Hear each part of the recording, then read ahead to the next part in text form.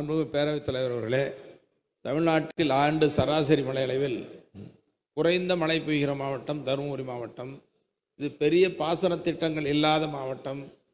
ஏழை எளிய சிறு குறு விவசாயிகள் மானாவாரி பயிரையே நம்பி வாழக்கூடிய மாவட்டம். வேலைவாய்ப்புள்ள தொழிற்சாலைகளும் இல்லாமல் அண்டை மாநிலமான கர்நாடகா, கேரளா, ஆந்திரா போன்ற மாநிலங்களுக்கும் இந்த தமிழ்நாட்டில் திருப்பூர், ஈரோடு போன்ற மாவட்டங்களுக்கும் வேலை தேடி செல்லும் நிலை உள்ளது.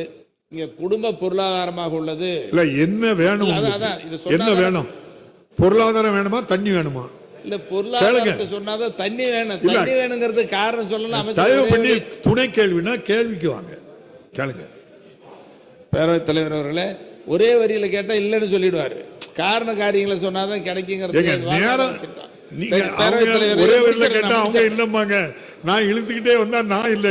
பேரவைத் தலைவர் அவர்களே, இந்த பின்தங்கிய மாவட்டத்தினுடைய வாழ்வாதாரமாக இருப்பது காவிரி ஆற்றில் ஆண்டுதோறும் மழைக்காலங்களில் 100 டிஎம்சி 150 டிஎம்சி தண்ணீர் கடலுக்கு வீணாக செல்லுகிறது. அப்படி கடலுக்கு வீணாக செல்லும் நீரை நீரேற்றம் மூலம் தருமபுரி மாவட்டத்தில் இருக்கிற எல்லா ஏரி குளம் குட்டைகளும் நிரப்பினால் மக்களுக்கு வாழ்வாதார திட்டமாக இருக்கும்.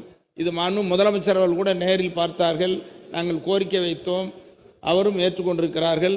மாண்புமிகு நீர்வளத்துறை அமைச்சர் அவர்கள் ஆர்ப்பரித்து தண்ணீர் செல்லுகிற கடல்ல போற தண்ணியை மின் நீரேற்றி தருமபுரி மாவட்டத்துக்கு கிடைக்குமான்னு கேட்காங்க. மாண்புமிகு அமைச்சர் பதில் சொல்லுங்க. மாண்புமிகு அமைச்சர் அவர்கள் போதும், கேள்வி புரிஞ்சுக்கிட்டாங்க. கேள்வி புரிஞ்சுக்கிட்டு ப்ளீஸ். மாண்புமிகு பேரவைத் தலைவர்களே, அவங்க மாவட்டம் என்ன நிலை இருக்குன்னு ஆரம்பிச்சு ஆதியோடு அந்த மாதிரி சொல்றீங்க. எல்லா மாவட்டம் தான் இருக்காங்க. எங்களுக்கு கூட பதில் அதாவது காவிரி உபரிநீர் குறித்து கேட்டிருக்கிறார்.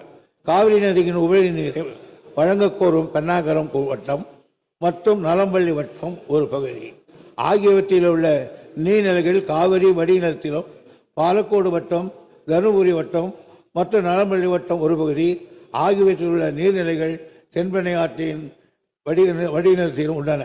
இந்நிலையில் தருமபுரி மாவட்டத்தில் உள்ள குடிநீர் ஆதாரங்கள் மற்றும் நிலத்து நீரையும் காவிரியின் வெள்ளப்பெருக்கு நீரையும் கொண்டு நீரேற்று முறையில் மேம்படுவதற்கான சாத்தியக்கூறு அறிக்கை தயாரிக்கப்பட்டு அரசினுடைய பரிசீலனை இருக்கிறது. காவிரி உபநீரை உபயோகிப்பது குறித்து கர்நாடக அரசு கொடுத்துள்ள வழக்கு நீதிமன்றத்தில் நிலவியுள்ளது.